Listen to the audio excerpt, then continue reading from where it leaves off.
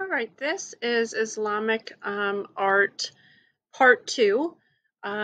Briefly in part one, we kind of went over the basic belief structures of the Muslim religion, and I went over with you some of their belief systems and kind of the 5 pillars that really help navigate how they practice and how they worship, and then from there giving you a very general understanding of that kind of Muslim mindset.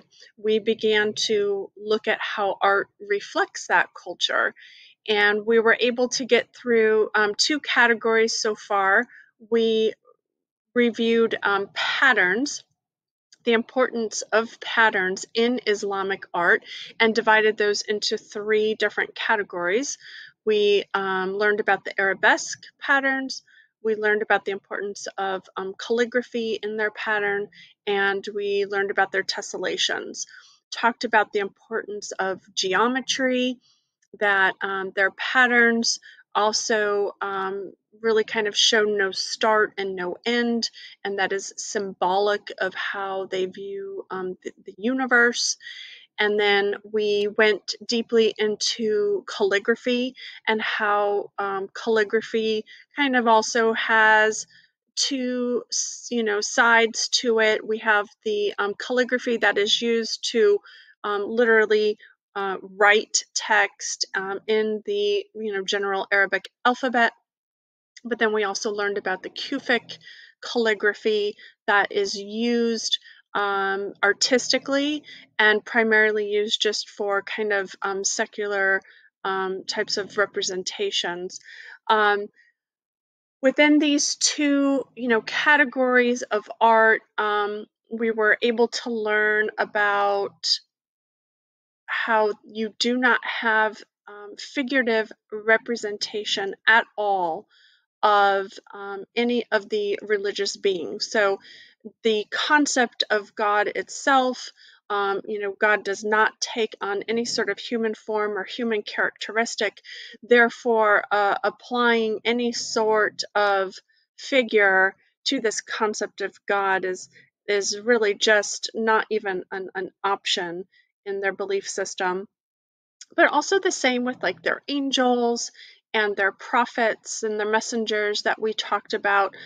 You will not see figurative representation of these people, unlike Christianity. Spending some time learning about early Christian art and its development in early Europe, that's really all that we saw. We saw biblical depictions basically through nothing but figures. And now we've kind of taken a turn the opposite direction.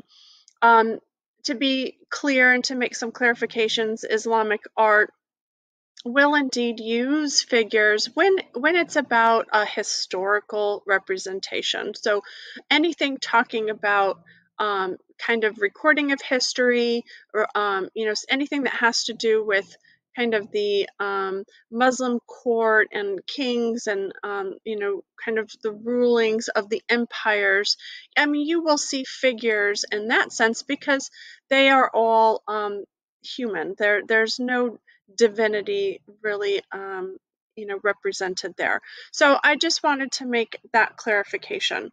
Moving on into part 2, we're going to cover the last 2 kind of facets of Islamic art. The first, we're going to cover Persian manuscripts, and then the second one is Islamic architecture, which I feel is absolutely a very distinct and important part of the entire Islamic art content area.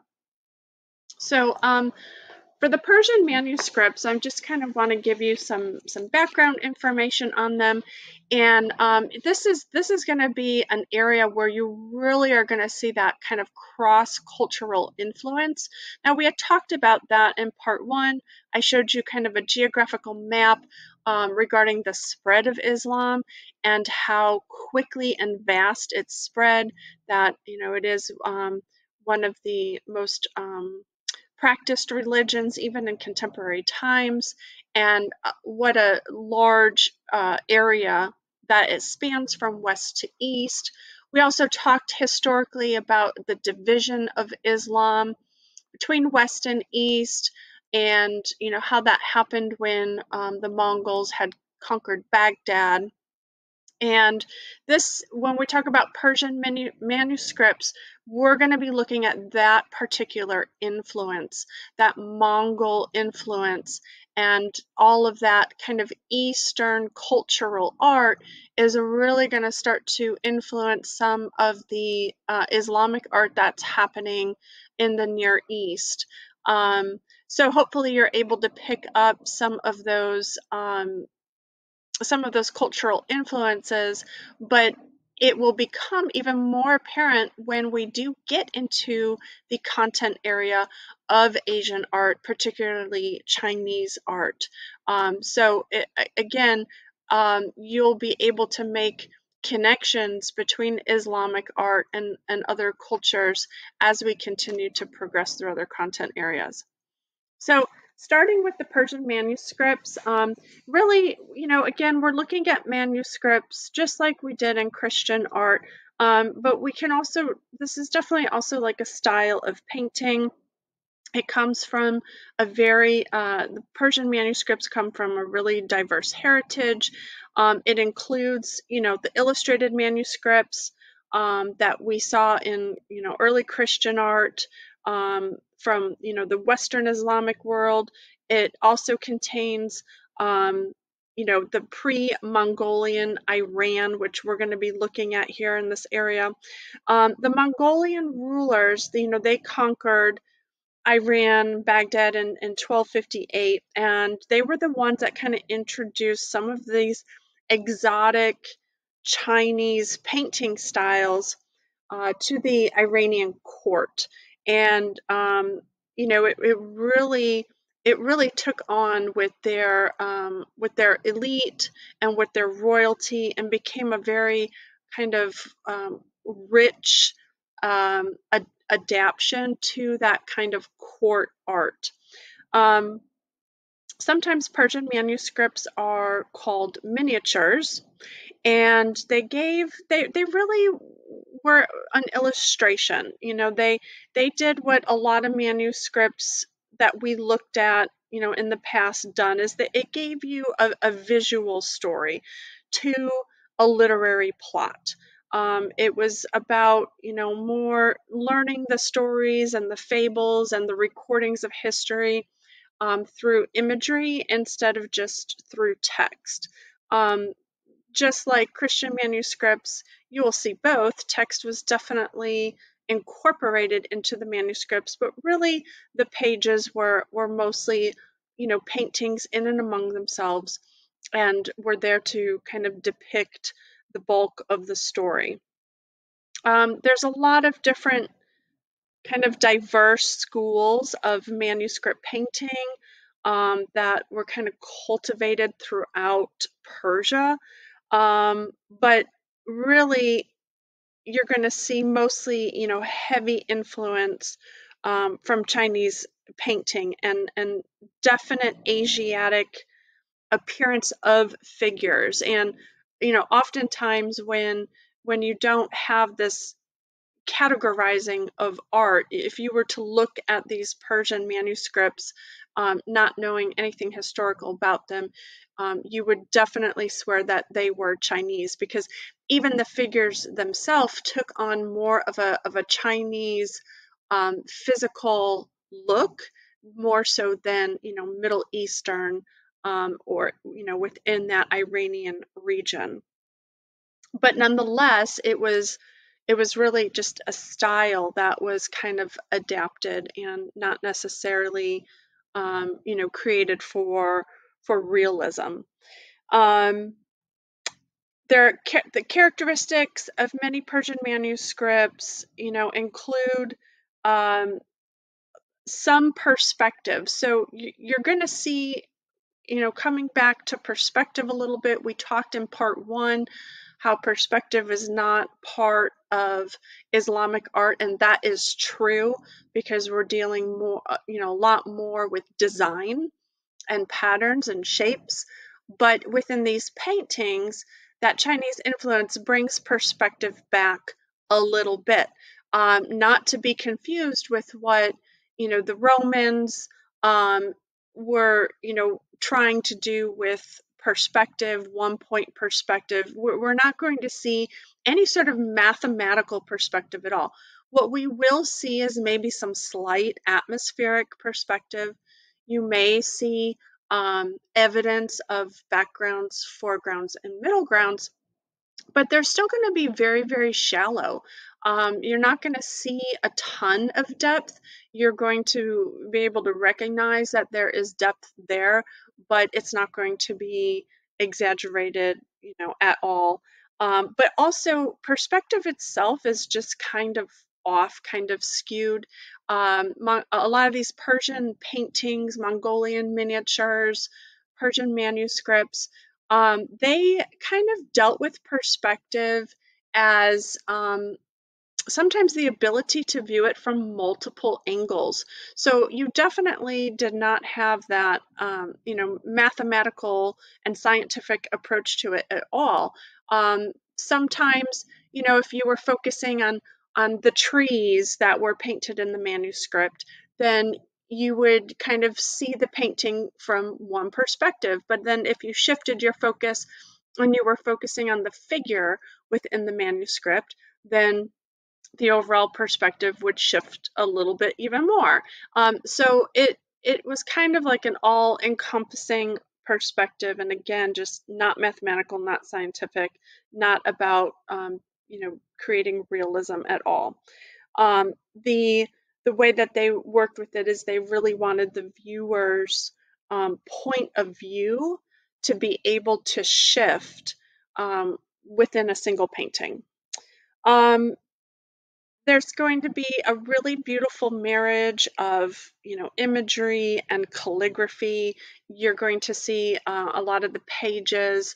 There's kind of very segregated and outlined spaces for the text to be placed. And just, nonetheless, a lot of precision still that goes into that.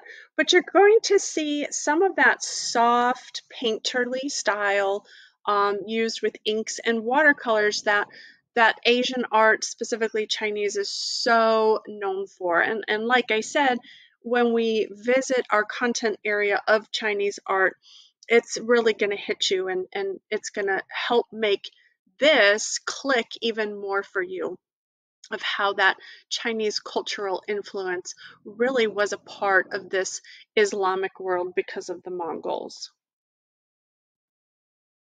So that brings us, we have two images in the Persian manuscript category, and this image is called Bahram Gur Fights the Karg. It's from 1310 to 1340. What we are looking at here is ink and watercolor on paper with gold and silver as well. So you still kind of have that illuminated presence like you do in a lot of Christian manuscripts. But what I want to point out to you first is some of that Chinese influence that we talked about. So first, I really want you to notice the figure, and looking at that figure, if you know anything about the Chinese Mongolians and just kind of culturally how they looked. I mean, this is really an exact kind of replica of that Mongolian person, and you will see these beautiful watercolor washes where you have these gradients happening, from darks to lights. The same, here in the ground area where you have these like, pops and patches of very bright color that then just kind of fades away. But then you also have a lot of linear detail. So looking at the trees, you can see a lot of outlining, lines that represent texture. You have a lot of patterning that is still happening within, the clothing and the attire. Um, but you also have these really stylized versions, especially nature. So in Chinese art, nature is very stylized. It's kind of captures like an essence. It's known to really kind of take that um, imperfection of nature and almost highlight it and exaggerate it. We also can see what I'm talking about in terms of perspective. So this, blue background, because it, kind of foggy and like fades away into the distance, you have a sense of that atmospheric perspective, like there is some distance back there. But then the middle ground and the foreground, of the figure, the horse, the trees, and things like that, they all kind of still feel very flat because of overlapping, knowing that these grayish trees are in front of these brownish trees. Because of overlapping, our brain is able to decipher some depth. But other than that, there really isn't much play on perspective at all. Compositionally, you can see how the trees on the left and the right really kind of frame the image. And these are just a lot of kind of Chinese painterly characteristics that we're seeing here. But at the same time, you look at all of the text, you have these very kind of segregated areas, and you have that beautiful calligraphy that goes along with the story. So what is the story here? Well, this is just a page, an illustration from the Book of Kings. And who we're looking at here is an ancient Iranian king from the Sasanian dynasty, and his name was Bahram Gur. And really what he's representing is an ideal king. We know he's an ideal king, number one, because of his attire, very lavishly dressed clothing. We also know that he represents an ideal king because he is wearing a golden crown, but also he has the halo that resides behind his head.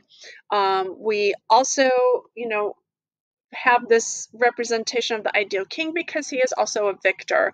Like we have seen the trends, amongst many cultures, from, Mesopotamia to Greece to Rome, that, showing your king as a victor is just, kind of a very common desire.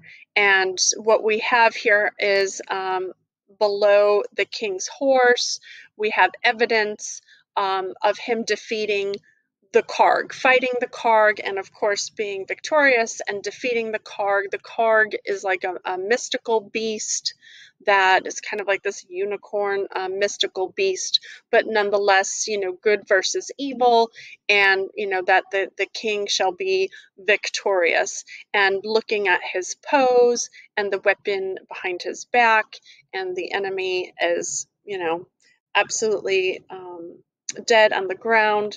That's kind of the imagery that's being portrayed here. We have here again that cross-cultural, remembering the influence of not only the Silk Road, but the influence of pilgrimage as well. But we have, this Chinese style of art in Islamic culture and Islamic, reign, but we also then have some European influence as well, because all of the garments and the fabrics that that Bahram Gur is dressed in is European, patterned in European fabric. So you just can really see this blend of all these influences, and it's kind of like, taking the best of the best and putting it all together and, coming up with the most beautiful, most elaborate piece of art. So that is manuscript number 1. The next manuscript, we actually have a close-up on the second page because it's got a lot of detail in it. But starting here, so this is the court of the Gaia, and it's from Sultan Muhammad. It's a folio from the Shah Tahmasp from 1522 to 1525. Again, we're looking at ink and watercolor on paper with also some gold. When it says opaque watercolor, it just means that it's a little bit less transparent than your typical watercolor, but nonetheless, the qualities are still, fairly similar. So what we're looking at here is, again, from, the Book of Kings, and it's from a Persian epic poem that tells the ancient history of Persia. So what we're looking at is the illustration from this poem, okay? And I want you to take note up here of some beautiful calligraphy that is up on this top page. So this whole book, it's an illustrative book. It contains 258 illustrated pages. And this particular excerpt shows the very first king, okay? And his name is Gaia, and he was enthroned in front of, his community. And on the left, we have Siamak, and on the right is his grandson, Hushang. So let's get to the other page. Okay, so left and right. Okay, son, grandson. And then his court appears to be kind of lined up, circling below him, okay? Everyone, all of the figures that are in this are in court attire, including leopard skins. We see so much Chinese influence in this manuscript. And again, I cannot wait until we get into the Chinese content area so you can have that knowledge and look back at this with kind of a wiser eye. But the first that I want to point out again is just that watercolor style. So I'm going to go to the next page. So that watercolor style, watercolor is exactly how it sounds. It's a watery paint, and it moves on the paper. It travels, it puddles, and the Chinese, Asiatic art is known for really mastering these techniques, both with ink and watercolor. And so the fact that you have these kind of waterfall looks of, color that is just kind of bleeding and then fading away and blending into each other, that is that watercolor technique that is so Chinese. And the other thing I wanted to point out was, again, that perspective. So if you look at this, ultimately, it's very flat. Like we understand that depth exists because of just a few clues. We know that what is down here at the bottom is closer to us because of this kind of circular composition, and then what is back here is farther away. We can understand that this is lower, this is higher. So it's like the paper was kind of divided into these areas. But beyond that, there's not a lot of evidence of depth. There's not a lot of atmospheric perspective happening here. There's zero, absolute zero, 1 point perspective. And we're also not using, a lot of foreground, middle ground, background. There, some of that overlapping, helps us understand that one thing is in front of the other, but that's it. The other thing that is, very noted again is looking at those kings and, the history of the kings, the book of the kings, that's what this is about. In that kind of divine state. And then, of course, direct descendants, also being close to that divine state. But, we have the king here that almost looks as if, he is levitating in the heavens and above, the rest of the court and kind of illuminated, within the heavens himself. Also, the fact that he is more centered, compositionally becomes, the main focal point, where all of the others are just kind of gathered together at the bottom. Again, I want to point out how nature is represented, which is another Chinese characteristic, that imperfection of nature, the gnarliness of branches and things like that are kind of exaggerated here and embraced, but also a lot of the actual trees and things that are being depicted are more Asiatic themselves. Having like the cherry blossoms and the magnolias, that wasn't necessarily native to the Near East and Iran and that whole area. That it was definitely more of Asiatic in and among itself. So a lot of that Chinese influence happening just within the style of the artwork. So what we have here, just in terms of the story, is we have an angel, Sarush, and Sarush tells Gaia that his son he reveals that his son will be murdered by the Black Div, who is the son of the demon Ahriman. And so this is just kind of, telling that story of fate within, the fable of the first king and how, that whole lineage kind of happens with the King Gaia.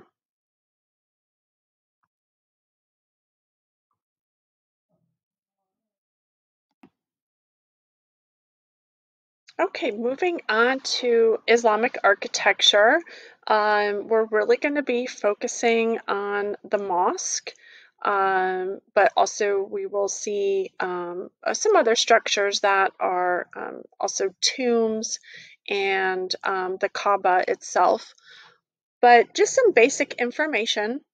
So first of all mosques, which is, the equivalency of a church to Christians, are always oriented toward Mecca because, again,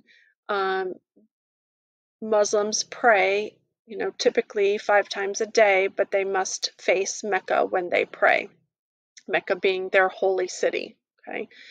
Now, interestingly enough, this direction towards Mecca is, featured within their architecture.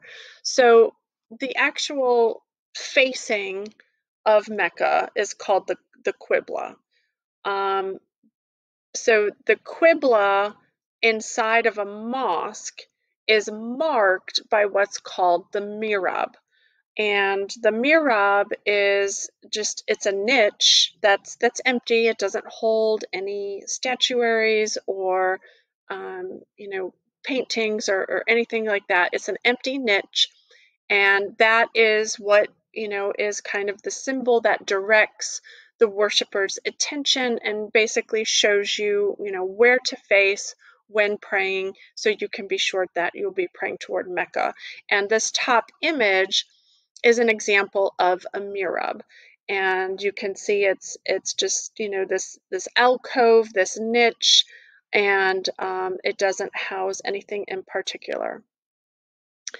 You will see that mosques come in many varieties, such as, you know, churches do, but the most common style is definitely that hypostyle hall because of that large open interior. And, you know, the hypostyle hall having all of those, you know, kind of forestry of columns with a large open courtyard, you know, exterior courtyard, you know, adjacent to the, you know, interior hall. But basically, it just allows for large gathering. Again, since Muslims, you know, pray on the ground, this allows for, you know, people to kind of pack in and find some ground space, find the Mirab so that they can pray towards Mecca. Above the kind of hypostyle, you know, style hall, you will find these brilliant domes that ultimately, you know, were inspired by Byzantine architecture, but then you know, the Muslims kind of took that dome and, you know, made it just kind of more elaborate or more suiting for their kind of decorative needs. So they took this beautiful dome and they would employ squinches. Now, we learned about squinches when learning about Byzantine architecture, and just kind of as a reminder, that the squinches were like the corners. So if you have a square room, right, then you have these squinches that come upward, and then the squinches kind of spread outward, which then allows the dome to be, you know, that circular dome to be on top of that squared off room. So that's what a squinch is. And the Muslims would take those squinches, though, and really kind of elaborated the decoration of them. And they would include these elaborate orchestrations of these like suspended facets, which we've seen before, but these are more of like a honeycomb facet, opposed to any type of coffered ceiling that we've seen in Christian churches. So this beautiful honeycomb effect is called mukarna, and it just gives so much beauty and depth to those squinches itself, and then just gives so much appeal to the overall dome. You're going to see that mosque architecture from Iran includes this like Iwan design, which is a rectangular vaulted space that is walled only on 3 of the 4 sides. And again, that kind of allows for that open air, open courtyard type of, you know, gathering place, so that, you know, people can kind of lay their carpets, their individualized carpets outside if they so please, and would kind of like praying together in public. So this down here is an example of that Iwan design, where it looks more just like a courtyard, and it has, you know, 3 walls that, you know, aren't necessarily buildings in and among themselves. They're more almost like colonnades with some open air rooms, but we're going to see also a lot of that. Here are just some more images of, you know, mosques, again, trying to give you that understanding of how it functions and how it looks. This is a beautiful example on the left of that hypostyle hall, where you have those, you know, large columns supporting these big, you know, interior open areas. But again, you know, this is so people can come and gather and pray. And this is another example, I thought a really good example of a hypostyle hall, because you can see the, you know, all of the forestry of the columns throughout the hall, and then the lining of the carpets that kind of allow for individual prayer, knowing that they're all facing the Mirab within the mosque itself. And then here I wanted to show you what an open air, kind of that Iwan design, that open air courtyard um, would look like as well. And again, these are, you know, all three mosques. They form the same purpose and function, but architecturally they kind of behave a little bit differently. This is just an example of how Islamic architecture kind of, you know, works with their different, you know, areas that are necessary within the mosque. You know, so when we talked about Christian churches, we would talk about, you know, the niche and the altar and all of those types of terms. Well, for Islamic architecture, or for Islamic mosques, again, it's going to be all about that Qibla wall, okay? Remember, the Qibla just identifies the direction of Mecca, and then on the Qibla wall, you're going to see the Mirab. So these are three different kind of architectural plans of Islamic mosques. Here we have the hypostyle style. Here we have the Iwan style, and then here we have kind of that central style, knowing that, you know, you have that center dome. And it just kind of shows, even within these three different formats, that you will always have an identified Qibla wall, and then you will always have the Mirab within the Qibla wall as well. So another really important addition and distinction for Islamic architecture is the minarets. The minarets are functional because they are there to remind worshipers of the times to pray. Minarets are constructed in every corner of the Muslim world, and from which the call to prayer is recited to the faithful. So if, you know, the call to prayer is 5 times a day, then you will hear the call to prayer 5 times a day. The minarets, they have a base, a very, very tall shaft. Inside the shaft is an internal staircase, and then a gallery from which the muezzins call people to prayer. A gallery, kind of like a balcony of sorts, that call the people to prayer. It really looks a lot like kind of Trajan's column, if you can picture that, because remember, Trajan's column, you know, did have that base, that there was a staircase inside, and there was actually, you know, an outdoor kind of balcony of sorts at the top. So very, very similar, usually larger than Trajan's column, but, you know, structurally kind of the same. The gathering place below the minarets are usually covered with canopies, you know, to protect the occupants from the weather. So that was a lot like that Iwan mosque design, where you have that open air kind of area to pray. Oftentimes you will see canopies that can open and close, you know, given inclement weather. I've tried to give you a few images. So here, you know, in the background, you can see some of the tall minarets and the call to prayer, and then you see people in public spaces, you know, adhering to that call to prayer. This is the interior of the shaft, so you can see that kind of spiraling staircase. Typically, that's all that is part of the shaft. Here you have the muezzins. This is, you know, contemporary muezzin that is at the top, giving the call to prayer.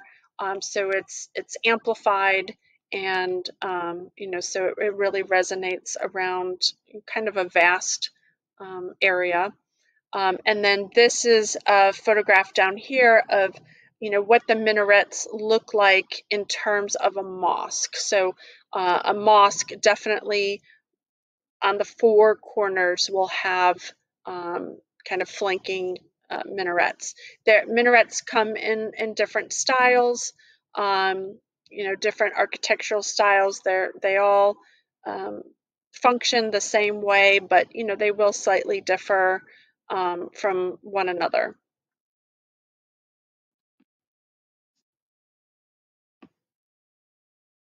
So now that we talked about mosques and their identifying features, we're going to get into our architecture images now. Again, not all of them being mosques, and that starts us off here with image 183. What we're looking at here is the Kaaba. It's from 631 to 632. It's 43 feet tall by 32 feet wide, so a lot more vertical than it is horizontal. It's made of granite masonry. So granite, thinking of like granite countertops and stuff, it's a very dense, polished stone. And it's covered with silk curtain, gold, and silver thread. It's located in Mecca, which is present-day Saudi Arabia.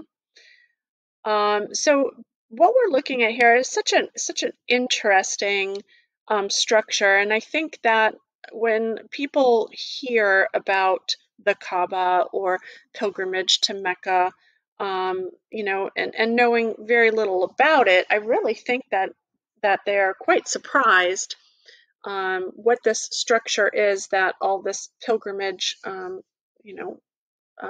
takes place towards. So what we're seeing here, this is Hajj, which is that fifth pillar for Islamic practice and belief, and Hajj does represent the pilgrimage to Mecca. Again, very strongly encouraged, and even some require it as long as able-bodied and healthy, that you do that in at least one time in your lifetime. Mecca is the spiritual center of Islam, kind of like Rome, and the Vatican is to Catholics. Okay, kind of the same thing. Historically, the Kaaba has said to have been built by Abraham and Ishmael, and that they built this structure for God, kind of as the house of God. It is a pre-Islamic monument, but it was then rededicated by Muhammad in 631, and that kind of dedication is, what made it such a important spiritual um, spiritual figure in terms of Islamic art and Islamic practice. The translation of Kaaba, rightfully so, means cube.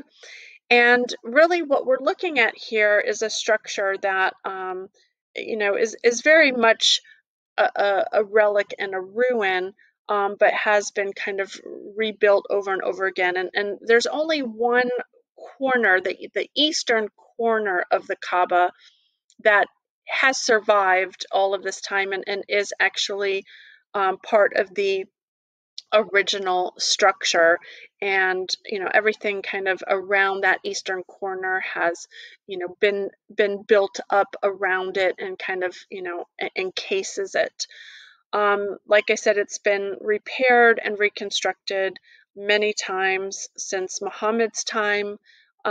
It's cube-like in shape, but I think also a lot of people, when looking at imagery, what they don't realize is that the exterior of the Kaaba is actually covered in textiles. So what we're seeing here is different like kind of curtains of silk with gold and silver thread. So we talked about that, this actual structure is the destination for Hajj, and those that made the pilgrimage, when you come there, you circumambulate around the Kaaba clockwise 7 times. That is ceremonial what you do. It's called tawaf. Now, we are going to be learning about circumambulation quite a bit. So when we get into Eastern art and we get into Buddhism and Hinduism and all of that Eastern art and architecture that follows it, you're going to see this pattern of circumambulation, and that this is a common practice in worship. And so again, you're kind of seeing that, Asiatic influence happening in Islamic art. I feel like Islamic art and just Islamic belief and practice, you get a lot of that, early European kind of Christian influence, but you also do get a lot of that Asiatic influence. And I don't just mean art, but I also mean in belief and in practice. So a lot of overlapping, a lot of parallels there. So that's what you do. Like when you get there, you don't go inside the Kaaba. You don't pray in front of the Kaaba. When you get there, you circumambulate. You walk around the Kaaba clockwise 7 times. The Kaaba itself resides within a mosque. It's called the Grand Mosque of Mecca. And it is believed by Muslims that this site, the site that the mosque was built on, was originally founded by Adam and Eve. And if you remember, Muslims believe that, Adam was the very first prophet, and then, ending with Abraham. So, or ending with Muhammad. So, this is very sacred ground and a very sacred place. If you take note too, we talked about those minarets. Here's a great example of minarets as well. And what you are looking at here around the Kaaba, that is people. So that is the crowds. That's the pilgrimage crowds coming to circumambulate around the Kaaba.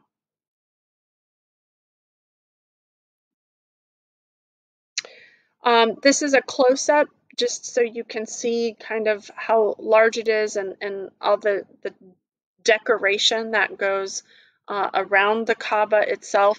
So here you can see, the hands of the people. So again, this is 43 feet tall.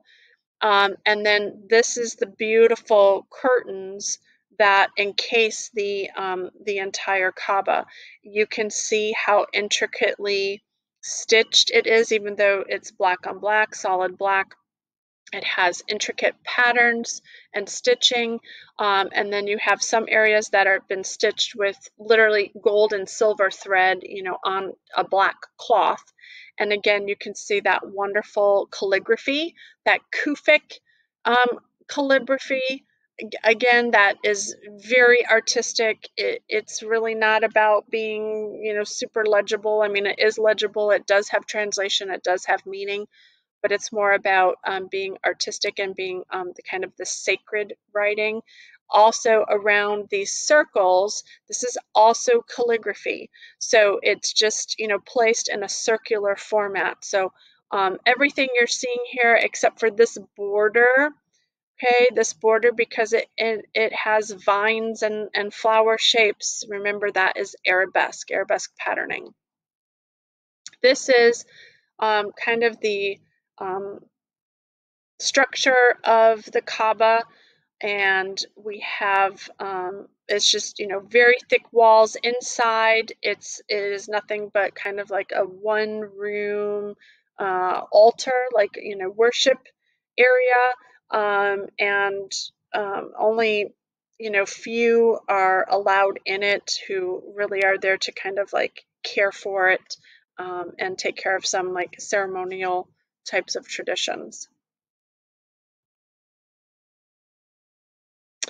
The next architectural image, it's 185. It's called Dome of the Rock from 691 to 692. In terms of materials, we're looking at stone masonry and wood, but then decorated with ceramic tile. That's where we're going to see all these beautiful patterns. In terms of mosaics, we also have aluminum and bronze dome, and this is located in Jerusalem. So what we have here is a domed wooden octagon. So the structure itself, the walls, is an octagon with a dome on the center. It's a centrally planned building, which again we've learned about in early Christian art. So you have, the dome in the center, and it's kind of like an open area below. The columns, you can see these columns here in the front were definitely taken from Roman monuments.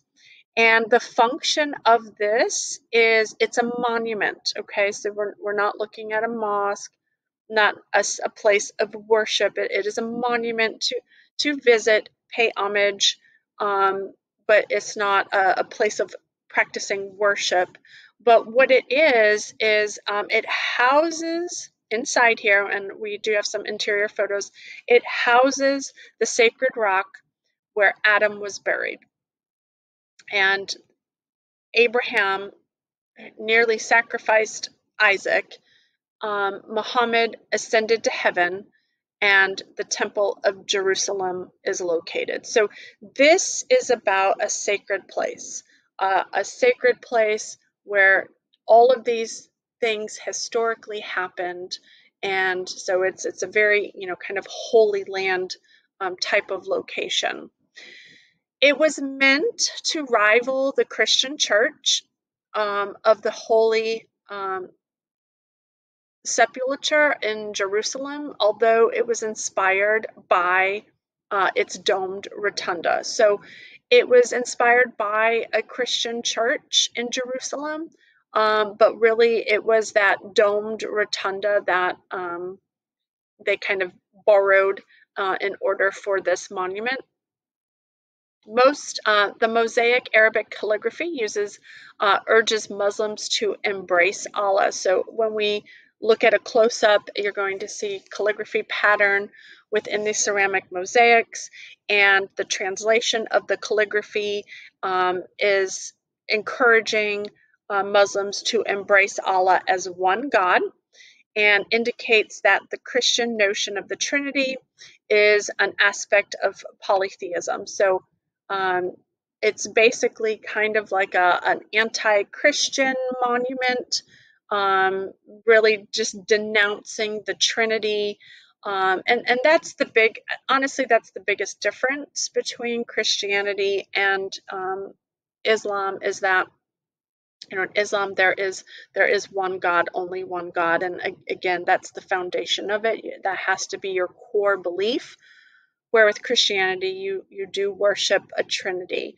And so that is kind of the message that's bearing on the calligraphy on this, is that, you need to denounce the Trinity and, only embrace Allah as one God. It has the oldest surviving verses of the Quran and first use of the Quran verses in architecture. So again, it kind of has verses from the Quran up within these calligraphic mosaics, and historically it's one of the first places to do that, and historically it's also one of the oldest surviving. It is a pilgrimage site for the faithful, so it's not one of the 5 pillars. It's not, like having to get to the Kaaba and get to Mecca, but it is still associated as a pilgrimage site. It was erected by Abd al-Malik, who was the caliph of the Umayyad dynasty. And on the next page here, I have some really lovely close-ups. So this is the interior, okay, so it's central domed, but right below that dome is kind of the viewing space of that sacred rock, okay, so it's almost like, building a structure around a piece of sacred land is what we're looking at here. And as as viewers, or as making your pilgrimage to Dome of the Rock, you may come close and you notice there are carpets on the floor, so you may come close and pay homage and pray to this sacred site. Here are some close-ups of the beautiful patterns, that lovely Islamic style that we talked about. Up here on the top is that calligraphy that we talked about that gives the messages of accepting Allah as one and announcing the Trinity. But again, it's very important to understand that these are ceramic tiles. These are mosaic, so they're not painted onto the wall. They are adhered, ceramic tiles that are adhered. This gives you an aerial perspective, so you can see that it is an octagon shape with a dome on top. And then this kind of gives you a little bit understanding of the interior structure. So when you come in, you have this, kind of interior colonnade that you may, aisle that you may walk around, but the actual space directly underneath the dome is just housing a very important architectural site, archaeological site. Here at 186, we've kind of peeked at this one already. This is called the Great Mosque. It's from 700 CE and following. It's made of brick, wood, plaster, ceramic tile. This is located in Iran. And we took a peek at this already because it has that wonderful Iwan open air architecture. So just learning a little bit more about this, I think it's important to look at this floor plan so that you can kind of see how this structure is laid out. And we have here a large central rectangular courtyard that is surrounded by a two-story arcade. You can kind of see the upper and lower levels. Each side of the courtyard has a centrally placed Iwan, possibly the first mosque to have this feature. One Iwan is an entry for a private space used by the Sultan, and then the dome of this entry is adorned with tons of tiles. So this is kind of a close-up to this sacred kind of dome space. Again, you have that beautiful kind of honeycomb squinch effect, but because it's open air, because it's just three walls, right? It's not an enclosed space. It's kind of like a cross section of what a dome and a squinch would look like. And then you have this kind of Iwan feature of this three-walled open air around this entire courtyard. Again, it's all of what we're seeing here, this beautiful decorative patterning. Again, we're looking at ceramic tiles, and the Qibla Iwan is the largest and most decorative. Its size indicates its direction to Mecca. So when you go into this structure and you're kind of looking for that Mirab, you're looking for that Qibla, it is identified because it is the largest structure. And again, this is Persian and Islamic architecture. The next image is 56. It's the Great Mosque from the 8th to the 10th century in Cordoba, Spain. And this is a revisit, okay?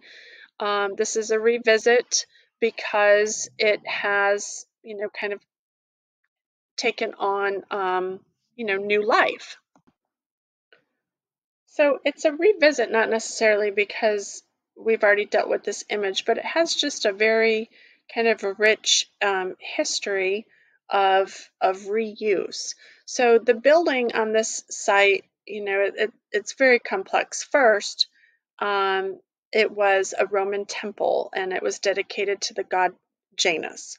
that temple then was converted into a church by the Visigoths, who then who at that time seized Cordova in 572.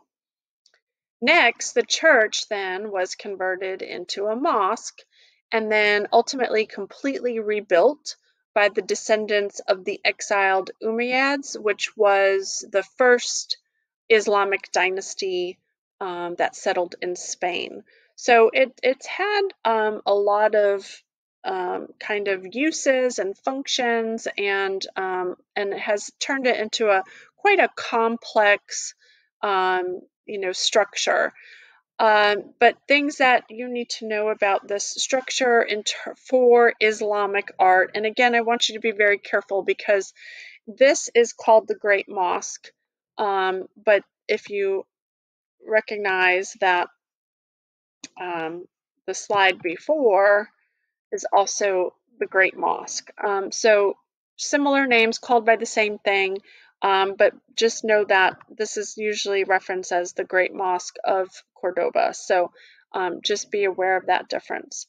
So what we're seeing here, what's unique about this place is number one, the columns. So first and foremost, the columns itself are spolia from ancient Roman structures. So if you can think back, what does spolia mean? Well, it basically means that you're borrowing, you're taking um, from one culture and using it in a new way.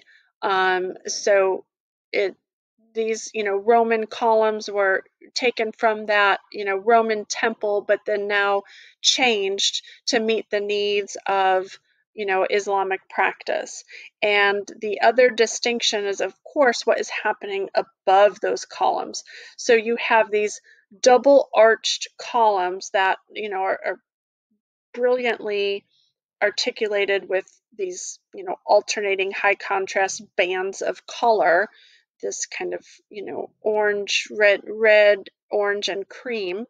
But what is amazing is kind of this, it gives you that kind of horseshoe shape, and that's what's really distinctive. You can kind of see this heavy horseshoe arch above these spolia Roman columns. Okay. What we also have here is you can just see within this interior, it's very light and airy. And we have also very, very simple hypostyle mosque. So this is the floor plan, and when looking at it, it's quite simple in its overall structure. There's no central focus. There's no congregational worship. It's just this very open, airy, kind of large gathering area. It has original wooden ceiling that was ultimately replaced by vaulting. Has an extremely complex dome that is over the Mirab. Remember, the Mirab, is where you face to pray to Mecca, and above that you have, really elaborate squinches.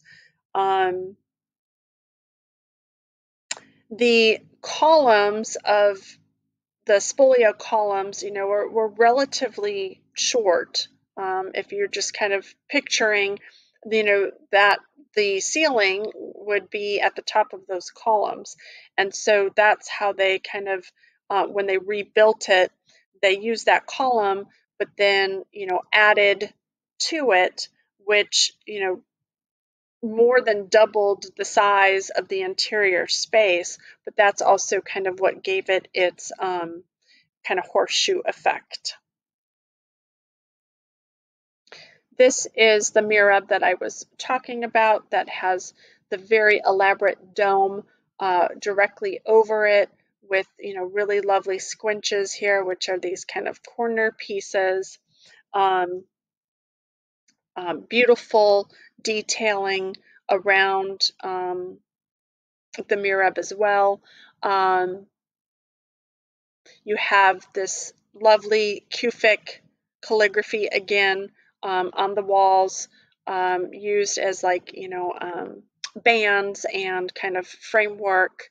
The focal point in the hypostyle hall is the great, horseshoe arch-shaped Mirab. You have beautiful gold tesserae.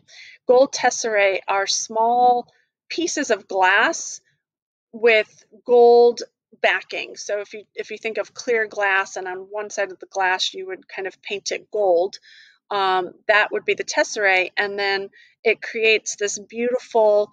It, it has so these gold tesserae with other colors create this dazzling combination of dark blues, reddish browns, yellows, and golds that form these intricate bands of motifs and everything around the arch. So again, it's kind of like, it is a mosaic, but it's not ceramic.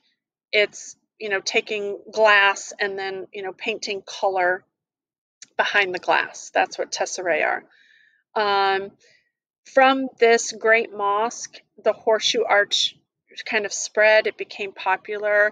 It spread to North Africa, to Egypt, Morocco, and has eventually become a very identifiable feature in especially Western Islamic architecture.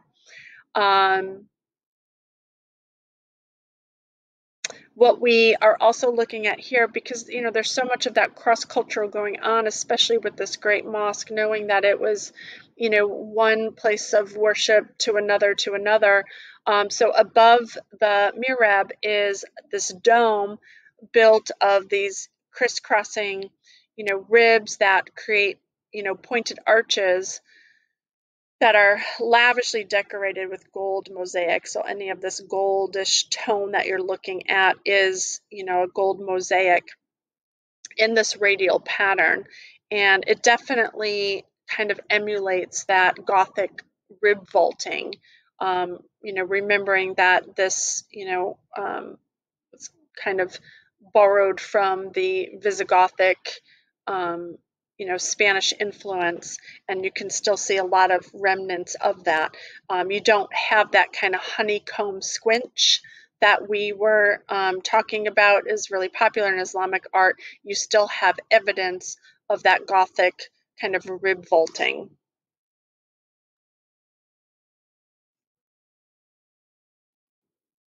Our next image 84 is called Sinan, which more so we call it the Mosque of Salim II from 1568 to 1575. We're looking at brick and stone, and this is located in modern day Turkey.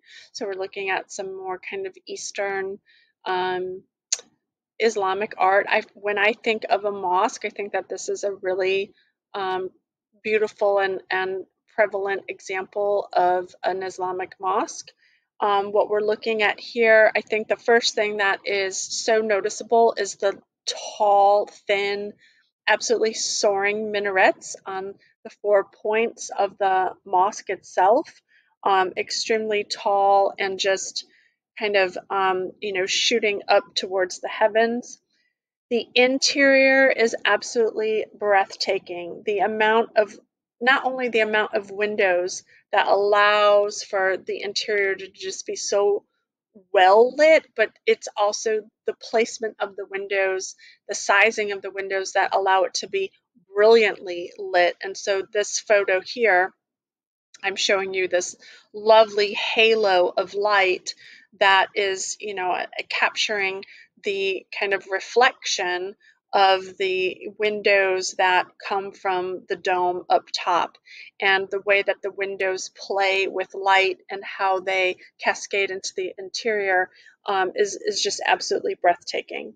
The interior has an amazing display of, decorative mosaics, just like you would expect from, Islamic architecture. Again, working with patterns, your variety of patterns, always working with either calligraphy, arabesque, or tessellations. You will also take note here, just like our horseshoe arches from the Great Mosque, you have that banding that has kind of become a popular feature in Islamic art as well. You will also see that if you can kind of look at the exterior, it easily, I think, gets confused with the Hagia Sophia because it was inspired. So this structure was directly inspired by the Hagia Sophia. But this is, a centrally planned building. We know this because you can see the area of worship is right here in the center underneath the middle of the dome.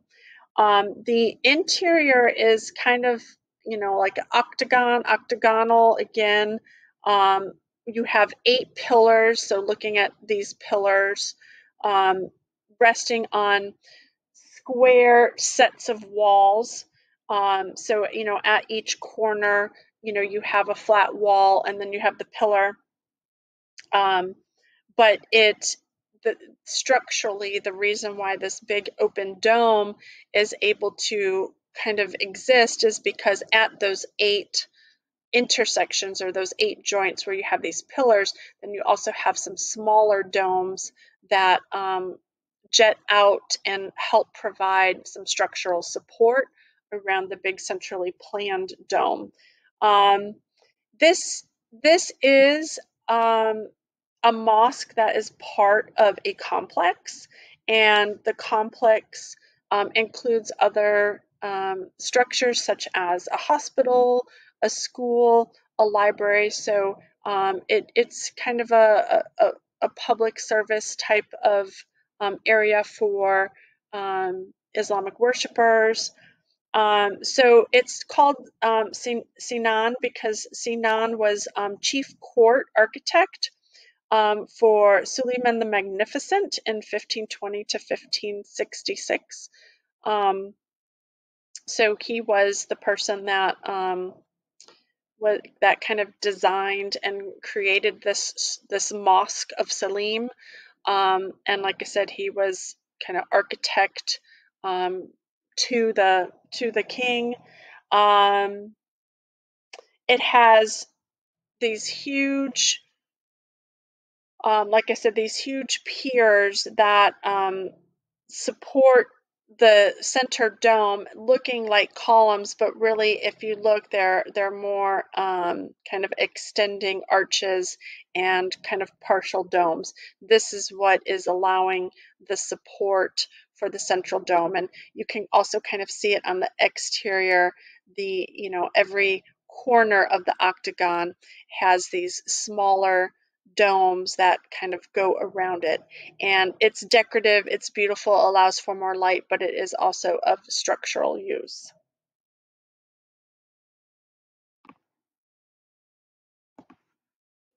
This is just some more imagery to help you kind of see it from different perspectives. This is just a drawing, which, wow, these are really, really blurry, and I apologize for that. But this is just kind of a rendering of the Mosque of Salim. You can see, the mosque itself with the minarets. Of course, it has an adjacent kind of exterior area, and it's walled in because, remember, this is a complex where you do have other facilities and other structures. Here's an aerial perspective of it. So again, there's that adjacent courtyard. Here's the worship hall, and then you have a few other structures within this entire walled complex. Okay, our next mosque will be 65, which is the Alhambra from 1354 to 1391, and we have a slightly different exterior here. We have whitewashed adobe stucco. We are looking at wood, tile paint, and gilding, and this is located in Granada, Spain.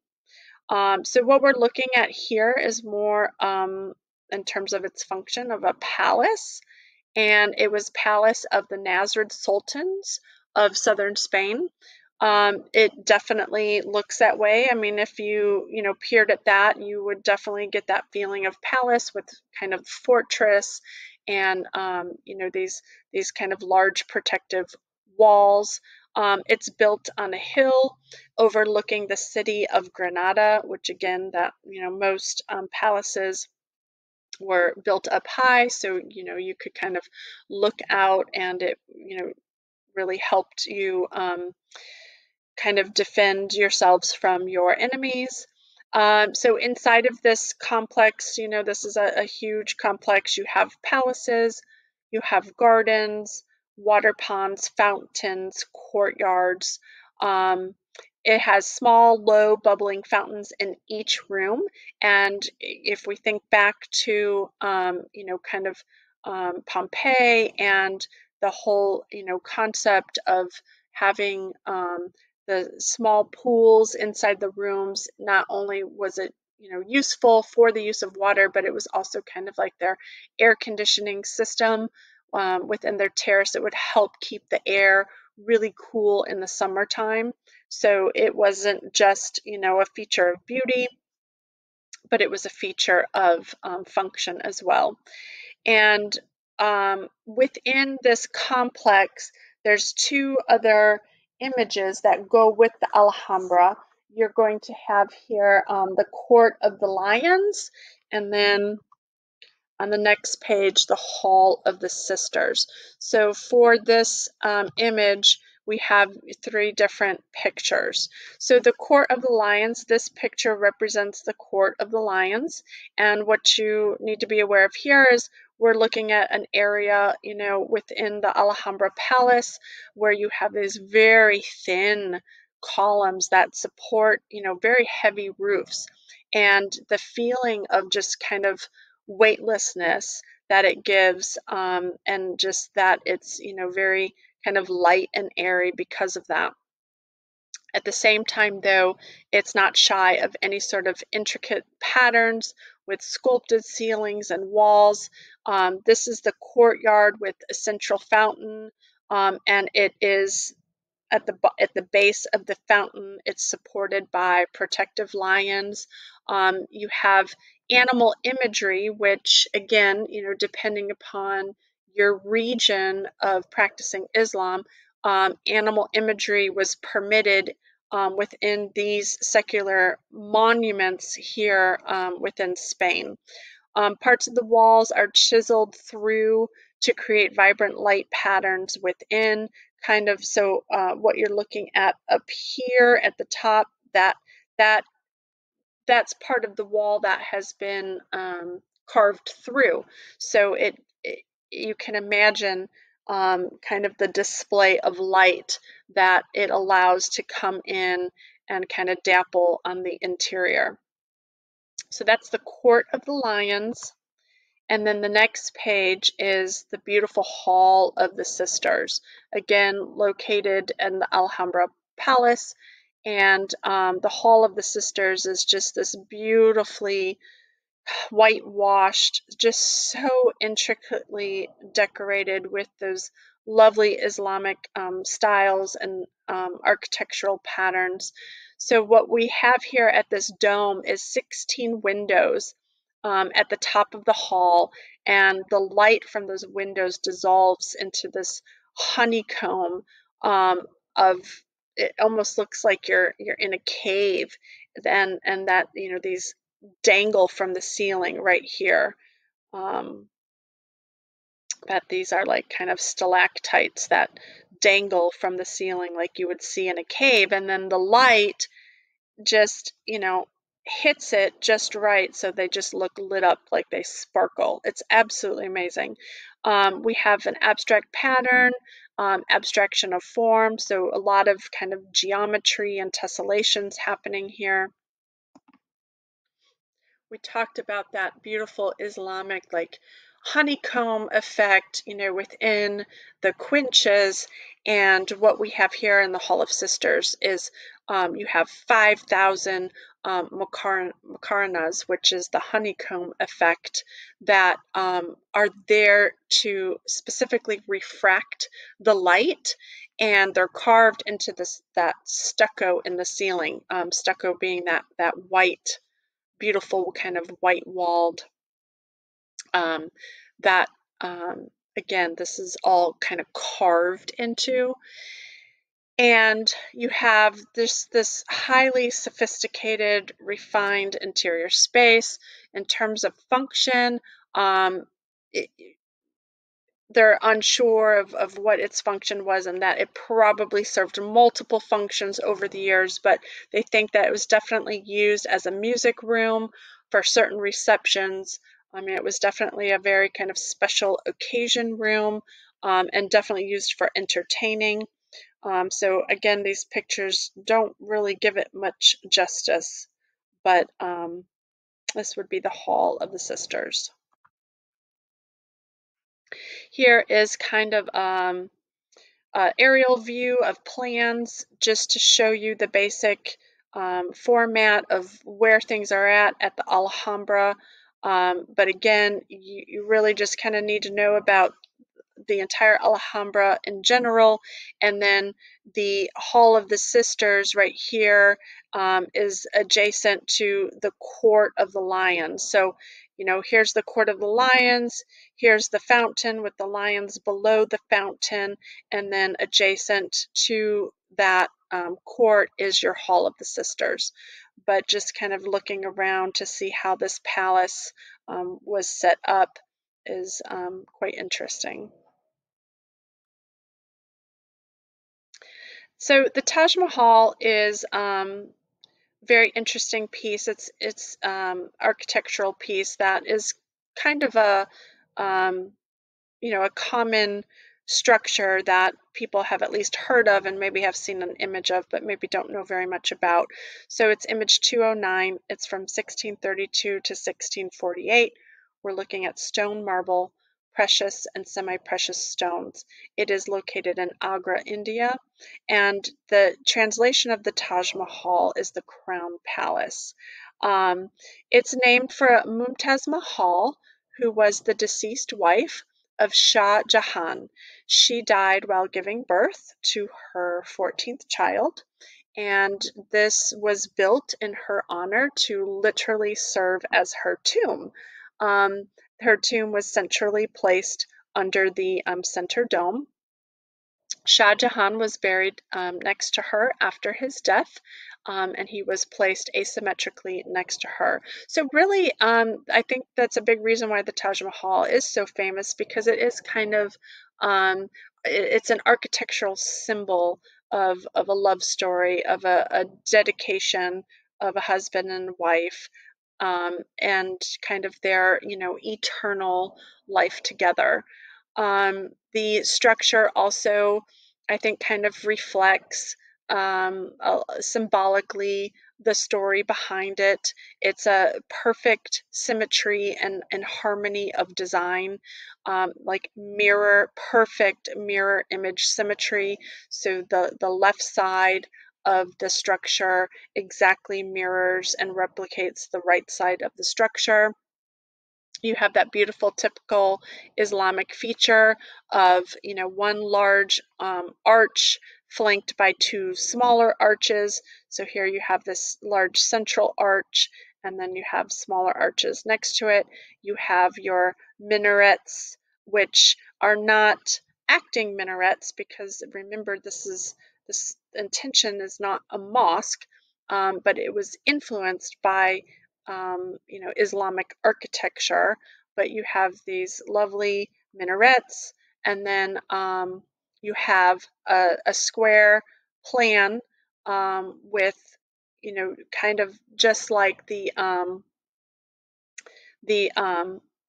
last mosque that we looked at, that had that, you know, centrally center dome, and then some smaller domes around it. Now, this is not necessarily octagonal in shape, but you do kind of still have some of that same structural system, where you have some smaller dome areas that help support the larger central open domed area.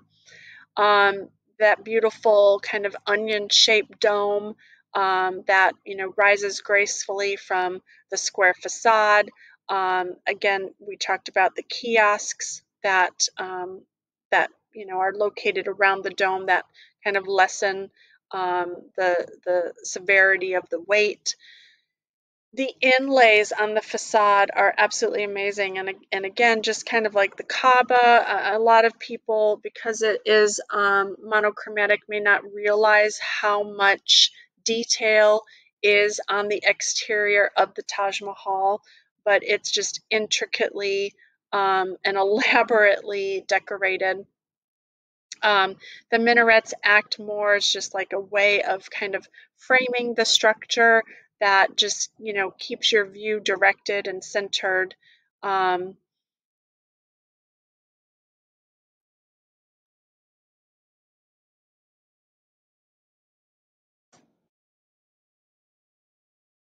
Well, I thought I had a better close-up for you of the exterior, but in this interior photo, this just also goes to show that we're dealing with elaborate tile work. But unlike a lot of typical Islamic structures, you do have kind of that lessened color palette. Everything is much more neutral and monochromatic, working with whites on whites and keeping it very kind of pure in its form. Um, we will definitely, though, revisit the Taj Mahal when we talk about Indian art. So this will not be the only time that we look at the Taj Mahal. We will be seeing it again and learning more about it. But hopefully, then you have enjoyed learning about the architecture of Islamic art. I just think it's absolutely stunning and beautiful. There was a lot to learn in this content area. It was a big one, but hopefully you found some parallels and made some connections, but also saw some new interesting things.